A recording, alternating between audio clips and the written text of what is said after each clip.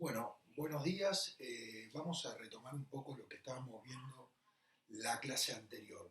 ¿Qué estábamos viendo en la clase anterior? Cómo desde la fragmentación del poder monárquico hacia principios del año 1500 o fines del siglo XV, digamos, el poder monárquico se comenzó a centralizar.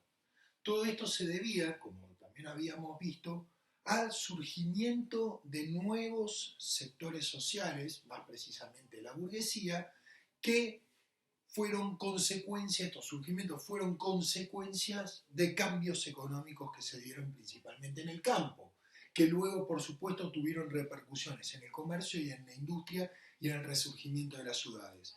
Estas ciudades es de donde surge este nuevo sector social que es la burguesía, que asimismo va a hacer una alianza con el rey para enfrentar el poder de los nobles, que eran los que le disputaban el poder al rey.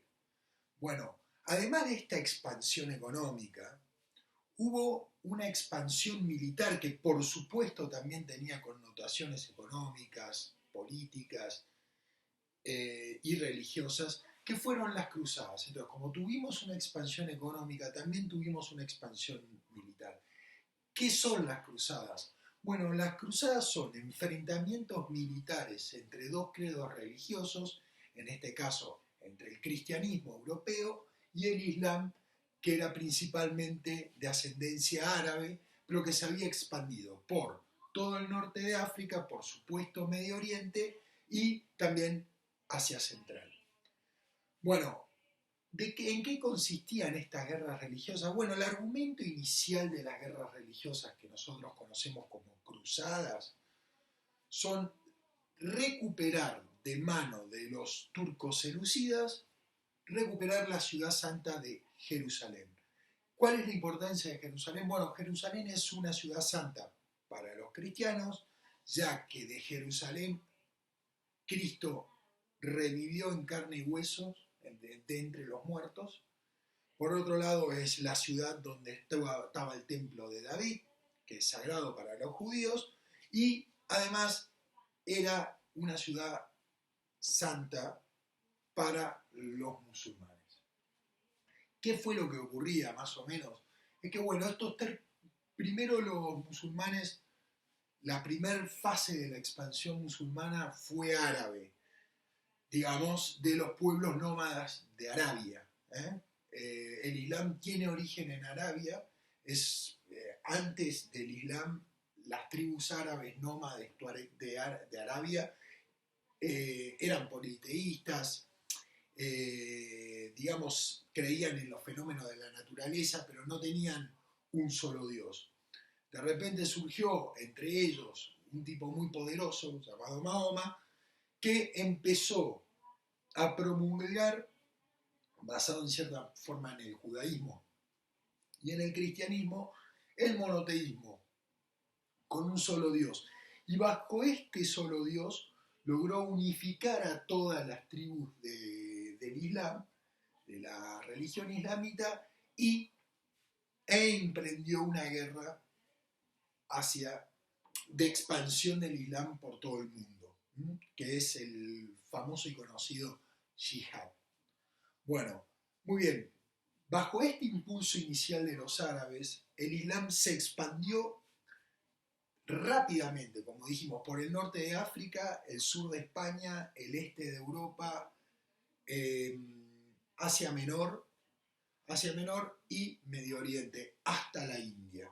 Incluso después vamos a saber que también en Tailandia y en China y en muchos otros países también hay religión árabe. Es decir, la expansión del islamismo fue descomunal. Dentro de estas expansiones, bueno, una nueva ola de expansión por medio de los turcos seleucidas, que también terminaron siendo musulmanes, tomaron la ciudad de Jerusalén. Y el carácter de estas personas, los seleucidas, era mucho más violento y mucho más agresivo que el espíritu de los árabes. Es así como empezaron a hostigar en un momento a los peregrinos que iban desde Europa hasta Jerusalén, a los santos lugares. Así fue como el Papa Urbano II comanda a todos los nobles, a todas las personas europeas a ir en una cruzada a Medio Oriente para recuperar Jerusalén. Entonces, vemos que el motivo inicial de las cruzadas es religioso.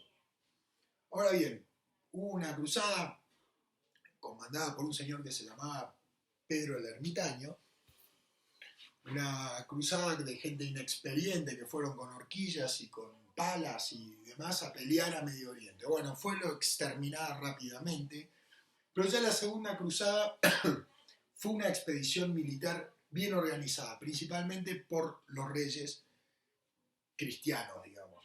¿Qué reyes cristianos? Bueno, son muy famosos. El señor Federico Barbarroja, rey y emperador del Sacro Imperio Romano Germánico. Por el otro lado, Ricardo Corazón de León, rey de Inglaterra y el rey de Francia. Esta cruzada, muy bien organizada, logró recuperar Jerusalén, aunque después hubo una reacción por parte de los árabes, por parte de los turcos, de los musulmanes, hubo una reacción comandada por un señor que se llamaba Saladino, por un comandante que se llamaba Saladino, que vuelve a recuperar Jerusalén bajo la égida turca. Ahora, ¿qué termina sucediendo? Vuelven los cristianos a pelear y así fue durante un periodo más o menos aproximado de 300 años. ¿Qué pasó con esto? Bueno, a medida que las cruzadas iban sucediendo, el argumento religioso, que si bien no perdió importancia, no terminó siendo la única razón por la cual los nobles, los poderosos y los comerciantes iban a Tierra Santa. ¿Cuáles fueron los otros motivos? Bueno, además del motivo religioso, está el motivo político. Reyes y señores fueron a los santos lugares, a Tierra Santa, a tomar nuevos dominios. ¿Y qué significa nuevos dominios? Bueno, nuevos dominios eran nuevas tierras. ¿Y qué más significaban esas nuevas tierras? Eran nuevas tierras, nuevos tributos. Y nosotros sabemos que esta gente no trabajaba, no tenía actividades comerciales, solamente se dedicaba a la guerra. Por lo tanto, una buena forma de aumentar ese tributo era consiguiendo nuevos lugares. Y esos nuevos lugares, en vez de conseguirlos peleando con los europeos, que era lo que no quería el Papa, lo que quería el Papa era la unidad de todos los reinos y por eso encuentra la excusa de las cruzadas, lo que quería era que se peleen por expandir su territorio, pero con los musulmanes. Ahora, bien, mientras tanto, si nosotros en un mapa, y ese es un trabajo que van a tener que ver porque sigo encerrado por el coronavirus sin mapa, es algo que van a tener que ver ustedes. Si ustedes ven en el mapa la situación de Medio Oriente, de Arabia, de Siria, de Pakistán, de Israel, de Palestina, del Sinaí, de toda esa parte, es un punto estratégico, es un contacto, es un paso obligado para unir dos partes del mundo que hasta ese momento no se conocían. ¿A quién me estoy refiriendo? Por un lado, Asia, China, que era una civilización tan antigua como cualquier civilización europea, o más incluso, y muy evolucionada y muy sofisticada, y por el otro lado Europa, y todas las tierras que formaban parte del antiguo Imperio Romano, es decir, dos civilizaciones que no se conocían, dos civilizaciones totalmente extrañas, empiezan a encontrar nexo a través de estos conflictos, las cruzadas. Entonces, ¿por qué fue importante para los europeos las cruzadas? Porque mediante esas cruzadas entraron en contacto con este mundo. ¿Y este mundo qué significaba? Una nueva forma de vida, una nueva forma de vestirse, una nueva forma de alimentarse, una nueva forma de vivir, una nueva forma un nuevo mundo. Como después va a ser América, más o menos para los europeos en esta época fue lo mismo Asia. ¿Y qué es lo que le aporta Asia a Europa? Bueno, la seda, las especies, estamos hablando de la pimienta, el clavo de olor, el azafrán. Entonces, de tener un modo de vida muy, muy espartano, los europeos, un modo de vida muy simple, los nobles europeos, pasaron a conocer todos estos lujos.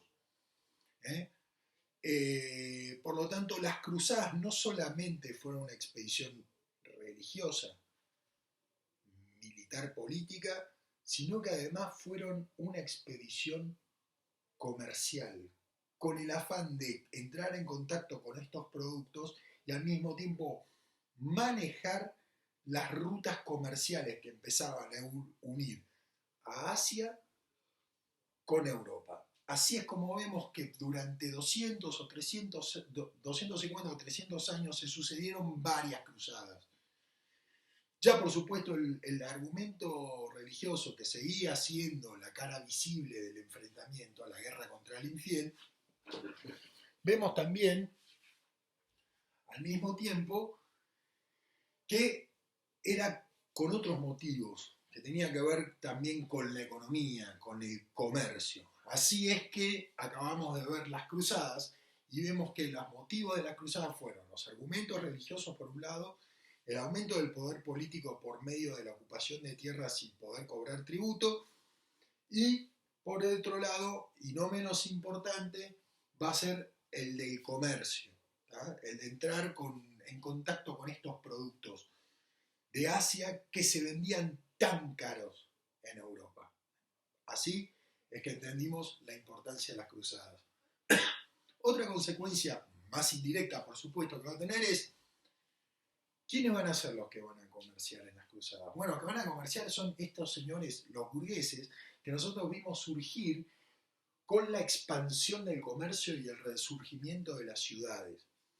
Esta gente es la que va a comerciar, por lo tanto va a tener muchísimo más dinero porque ahora va a tener muchísimas más ganancias.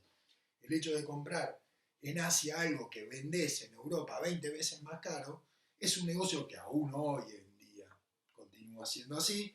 Es un negocio muy bueno y que permitió que estos sectores sociales aumenten muchísimo el volumen de sus operaciones comerciales. Por lo tanto, también su riqueza y por lo tanto también su tributo al rey. Es decir, que las cruzadas sirvieron en cierta manera también para fortalecer el poder monárquico.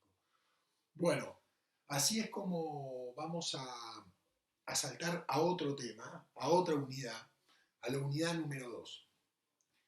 A la unidad número 2. Nosotros en esta unidad vimos todo lo que sucedió antes del Renacimiento, que recuerden ustedes, el Renacimiento empieza con una fecha muy importante, que es 12 de octubre de 1492, que es cuando se descubre América. Por lo tanto, nosotros estamos viendo qué sucedía en Europa al momento del descubrimiento de América. Ahora, lo que vamos a ver es qué sucedía en América al momento del descubrimiento por parte de Europa de América. Así es que nos mudamos de Europa, nos mudamos de Medio Oriente y nos vamos a lo que pasaba en otro planeta, que era América. Todavía no se tenía ni la más mínima sospecha de que podía existir algo parecido a América. Así es como nos mudamos a América. Y en América vamos a ver que la población, pese a los prejuicios y demás, era enormemente heterogénea. Vamos a tener también una explicación de esa heterogeneidad en su enorme y heterogéneo también territorio. Pero nosotros vamos a empezar viendo las grandes civilizaciones americanas. ¿Qué son las grandes civilizaciones? Como vimos en el capítulo anterior, las civilizaciones son culturas que giran alrededor de la ciudad. Por lo tanto, ¿eran todas las culturas americanas civilizaciones? Bueno, no, claramente no. Si nosotros vamos a agarrar la cultura tehuelche, no podemos catalogarla de civilización porque no gira alrededor de una ciudad.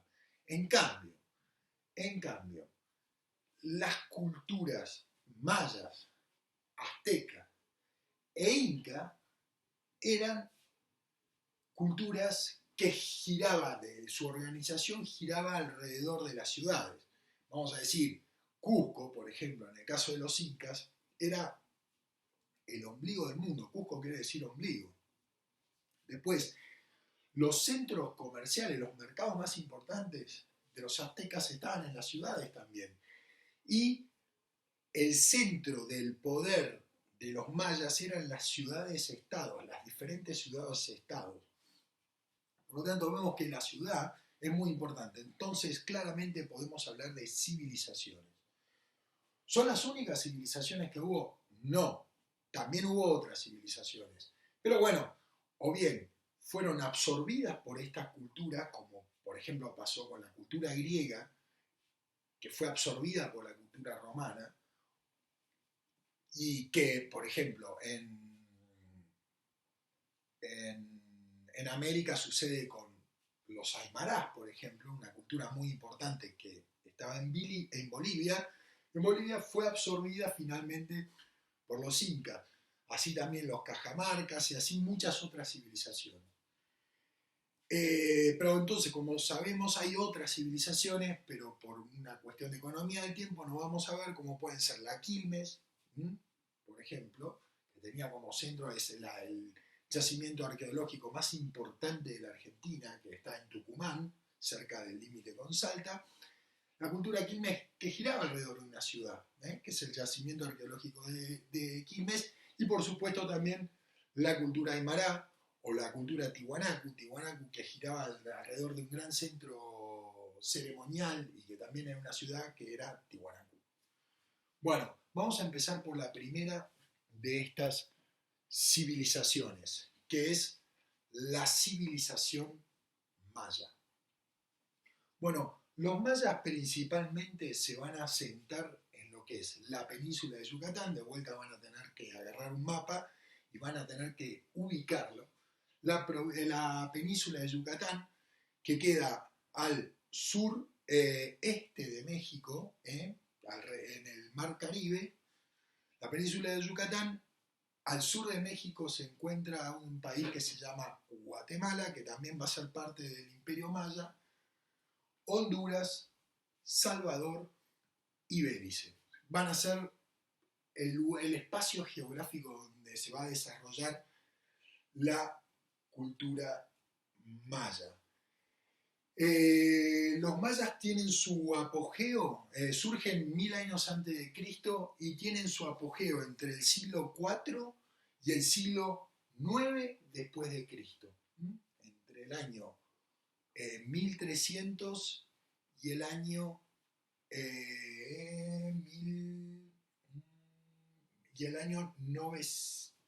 800. Bien, ¿cómo se organizaban? Eran un conjunto de ciudades-estados, atento con esto, porque nosotros estamos acostumbrados a escuchar de los mayas que eran un gran imperio y demás, y si bien había un emperador, la fuerza del emperador no era tan grande, sino que el núcleo del poder político se encontraba en las diferentes ciudades-estados que tenían un alto grado de autonomía en sus decisiones con respecto a la justicia, las leyes, la distribución y todo, y que formaban una congregación que se unía bajo el gobierno o el mando del emperador en caso de guerras o catástrofes. Es decir, que mientras tanto todas estas ciudades mantenían su autonomía. Bueno, a causa del agotamiento de los suelos, a causa de las guerras que se producían entre estas diferentes ciudades-estados, alrededor del siglo IX, esta cultura, esta civilización maya sufrió un periodo de decadencia hasta que tuvo un nuevo renacimiento ya cerca del siglo XIV, que va a ser fuertemente influido por la cultura tolteca. Es decir, y después, que seguían siendo administradas y organizadas como ciudades-estado, vamos a encontrar un rasgo muy importante al momento del descubrimiento de América, es que estas ciudades-estado, al momento de la llegada de los españoles, estaban peleando. Estaban rivalizando entre sí. Esto es un rasgo clave para entender por qué los españoles terminaron, 200 españoles, tomando el dominio de 5 millones de personas que vivían, por ejemplo, en estos imperios. Bueno, ¿cómo se distribuía la sociedad maya? Bueno, la sociedad maya era fuertemente jerarquizada. Acá vamos a empezar a romper algunos de estos mitos subconscientes que se están distribuyendo hoy en día, diciendo que no, que bueno, que acá en América se vivía en igualdad, en confraternidad, en la propiedad en la propiedad comunal de los bienes. Bueno, vamos a ver que las cosas no son tan así. Eran ciudades o culturas fuertemente jerarquizadas, que teníamos una minoría gobernante formada por los nobles y los sacerdotes. Esto es la minoría gobernante, los nobles y los sacerdotes. Después tenemos el pueblo común que eran campesinos y artesanos. Y por último tenemos la clase esclava, digamos, los esclavos. Atentos con esto, también estas civilizaciones tenían esclavitud. ¿Quiénes eran los esclavos? Bueno, esclavos eran los enemigos que eran capturados en la guerra, pero también podían ser comprados. Entonces, acá tenemos lo que eran los esclavos. ¿Cuál es la economía? La economía, principalmente del imperio maya o de la cultura maya, era agrícola. ¿Y cuál era la técnica? Porque si ustedes ven la península de Yucatán o Guatemala o demás, es un montón de bosque, un montón de selva, en muchas partes selva de montaña. Bueno, ¿qué era lo que se hacía? Lo que se hacía era un proceso que se llamaba quema y roza. La quema y roza es muy parecida al proceso que vimos en el capítulo anterior de las roturaciones, ¿recuerdan? De cómo se ampliaba la frontera agraria en detrimento del bosque, digamos. Avanzaba la frontera agraria sobre el bosque. Bueno, la quema y roza era muy importante. Y por supuesto el cultivo del maíz y demás. La actividad comercial principalmente giraba alrededor de una piedra que era la obsidiana. La obsidiana era una piedra que usaban para hacer pedernales o para hacer cuchillos de piedra. Esos cuchillos de piedra, que eran muy costosos y muy caros, servían para realizar los sacrificios, tanto humanos como de animales, a los dioses. Bien, la religión, por supuesto, eran politeístas, tenían culto a los muertos y realizaban sacrificios. Politeístas, ¿qué quiere decir? Que tienen muchos dioses. No había un solo dios, eran bastantes dioses, lo mismo que los griegos, lo mismo que los romanos, hasta que se hicieron católicos o cristianos. Después tenemos el culto a los muertos y por último tenemos los sacrificios. La cultura maya es muy importante por el legado cultural que termina dejando. Por un lado tenemos los centros ceremoniales como Chichén Itzá, que es o Pueblito, que es otro gran centro ceremonial, que giran alrededor de estas pirámides a la mierda.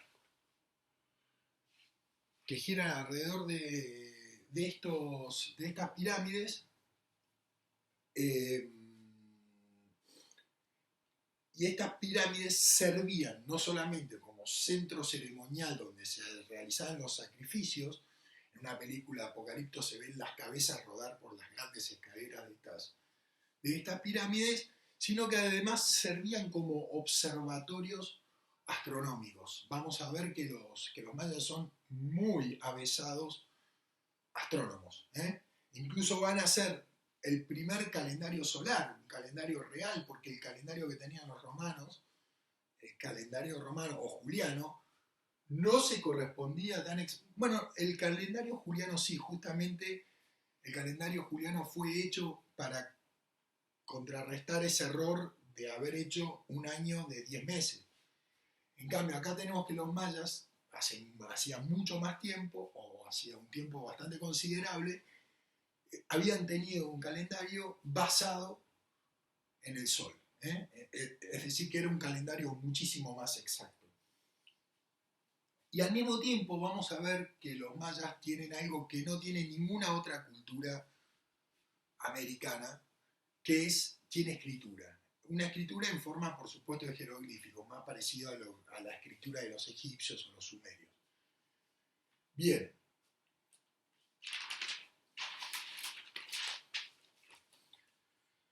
Bueno, ahora sí vamos a ver a un imperio que es muy importante, que es el imperio azteca, que se va a dar principalmente del centro al norte de México. Va a ser un enorme imperio, que se va a tener como centro en el lago Texcoco, que es hoy la Ciudad de México, donde está la Ciudad de México, y va a tener como ciudad central a una ciudad que se llama Tenochtitlán. ¿Cómo era la sociedad? La sociedad, el núcleo social de la sociedad azteca era el Capulli. ¿Qué es el Capulli? Son todo, una gran familia, un gran grupo familiar que desciende de una misma persona. Es decir, es como que te diga, o les diga que nosotros, un Capulli desciende de Manuel Belgrano, el otro Capulli desciende de José de San Martín, el otro Capulli... Entonces los Capullis descienden tienen un ascendiente en común. Y tenían un jefe, cada uno de estos Capullis tenían un jefe. Bueno, ¿cuáles son los sectores de huelga? Vamos a ver que es una sociedad fuertemente jerarquizada, donde no hay movilidad social, o la movilidad social es casi imposible. Nosotros habíamos hablado que la movilidad social en Europa también era casi imposible. Habíamos hablado de estos estamentos. Bueno, aquí también era casi imposible. Entonces tenemos el primer sector, que va a ser la nobleza, va a ser la familia imperial, es decir, la familia imperial, ¿qué es? Son todas las familias, es la familia que está considerada para gobernar dentro de la cultura azteca. Los sacerdotes, bueno, ya sabemos qué son los sacerdotes, y los jefes militares. Vamos a ver que estos jefes militares, la gloria militar y acá viene también la ruptura de otra idealización que hay de las culturas americanas también, los jefes militares, su virtud militar, su mérito militar se medía en la cantidad de esclavos que capturaban en las guerras. Es decir, el objetivo principal de las guerras era capturar esclavos. Así vemos cómo se conforma la nobleza. Después tenemos los machehuales, que son gente común, son principalmente campesinos y artesanos. Después tenemos los pochtecas. ¿Los pochtecas qué es? Son los comerciantes. Comerciantes que de vez en cuando, algunos de estos comerciantes podían tener alguna especie de privilegio. En cambio, los machehuales no tenían privilegio de ninguna clase, al revés, tenían que pagar tributo, porque toda esta civilización se tenía que sostener con algo y se sostenía principalmente con el tributo que pagaban los machehuales. Entonces, ¿cómo se organizaba? Luego tenemos los siervos, también en América tenemos lo que conocemos como siervos. ¿Qué son estos siervos? ¿Son siervos parecidos a los de Europa? En gran manera sí son parecidos, pero se recuerdan que en Europa el siervo no se podía mover del dominio de un señor a otro dominio de un señor que está obligado a trabajar para ese señor donde nació. En cambio, los siervos en el Imperio Azteca, los siervos en el Imperio Azteca podían moverse a otras señorías o dentro del imperio. Lo que no podían hacer es estar sin trabajar. Todas aquellas personas que no tenían privilegios estaban obligadas a trabajar y con ese trabajo pagaban su tributo y con ese tributo se sostenía toda la estructura política, social y económica del Imperio Azteca. Después, por supuesto, además tenemos los esclavos. Bueno, el Estado. El Estado era comandado como cabeza. Esta vez no hay ciudades, estados como en el Imperio Maya, sino que es una sociedad absolutamente jerarquizada y piramidal que tiene un único centro y ese centro es el emperador. El emperador va a ser el jefe religioso, va a ser el representante de los dioses en la tierra, el jefe militar y el juez supremo. ¿Era absoluto el poder del emperador? No, de ninguna manera.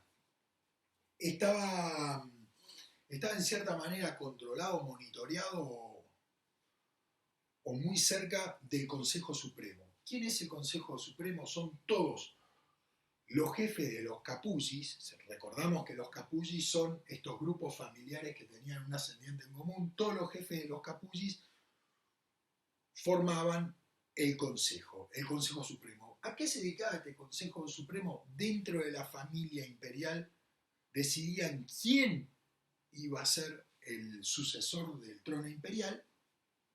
Fíjense ustedes la importancia, y al mismo tiempo tenían la capacidad de remover al emperador en caso de que éste no esté cumpliendo con sus funciones. Es decir, era muy importante y el poder del emperador, pese a ser el descendiente de los dioses, no era absoluto. Bueno, por el otro lado vamos a tener, como dijimos, los militares, que van a ser muy importantes, y estos militares su virtud o su capacidad militar se va a medir en su capacidad para capturar esclavos. Bueno, y por último vamos a tener la economía. La economía giraba alrededor también de la agricultura principalmente. Vemos que también hacían uso de la quema y la roza. Recordemos que era una técnica de cultivo que tenían los mayas, que era avanzar sobre los bosques y sobre las selvas que estaban circundando a las aldeas campesinas o las zonas agrícolas. Por el otro lado también se usaba el riego en las llanuras. Desde las montañas hacían traer, por medio de sistemas de riego, sistemas hidráulicos, hacían traer agua para regar las llanuras. Y por el otro lado, acá tenemos un aspecto bastante original, son el uso de las chinampas. ¿Qué son las chinampas? Como nosotros sabemos, y como les dije hace un ratito, la cultura azteca giraba alrededor, tenía como centro un lago que se llamaba el Texcoco. Dentro de ese lago había una isla que se llamaba, donde se asentó una ciudad que se llamó Tenochtitlán, que era el centro del Imperio Azteca. Es decir, que Tenochtitlán estaba rodeada de un lago. En ese lago se sembraba. O sea, sembraban sobre el agua. ¿De qué forma? Bueno, adherían por medio de troncos al lecho del lago y hacían como unos rectángulos, todo de tronco. Dentro de esos rectángulos iban echando diferentes cosas, juncos, principalmente juncos, ramas, y al final pues metían un poco de arena, después arriba de la arena ponían tierra, y así es como sobre el lago pudieron hacer zonas de cultivo y con esa zona de cultivo sobre el lago lograron alimentar 250.000 personas que vivían en la ciudad. Es decir, que ustedes ahí verán la importancia que tenía esta técnica de cultivo. Y por último tenemos la religión, una religión muy ligada a la guerra. a tal punto que tenían como centro religioso, como centro de atención religiosa al sol. ¿Mm? ¿Y de qué se alimentaba el sol? ¿Qué era lo que creían los aztecas? Los aztecas creían que si no se alimentaba el sol no salía todas las mañanas. Es decir, que si el sol no sale todas las mañanas nos morimos todos. Es decir, que hay que alimentar al sol. Pero ¿de qué vive este sol? ¿De qué se alimenta el sol? De sangre. Por lo tanto, lo que había que hacer era sacrificar permanentemente, principalmente seres humanos, al sol, para que este sol se alimente. ¿Quiénes eran la principal carne de cañón para estos sacrificios? Bueno, los esclavos. Entonces, gran actividad era salir a capturar esclavos, a capturar enemigos para después sacrificarlos y así alimentar al rey sol. Por eso estaba muy ligada a la guerra, ¿eh? La religión, muy ligada a la guerra, porque si no había guerra, no había esclavos, no había carne de sacrificio. Bueno, entonces, por hoy terminamos. Recordamos entonces que las cruzadas pertenecen a la unidad anterior, por lo tanto tienen que adosar ese contenido a la unidad anterior, y ahora empezamos con una segunda unidad que todavía no se terminó, así que la siguiente clase vamos a seguir con esta unidad y que va a tratar principalmente del Imperio Inca, que es el imperio que estuvo en Perú, y de los pueblos originarios del territorio argentino. Bueno, muchísimas gracias. Nos vemos la próxima clase.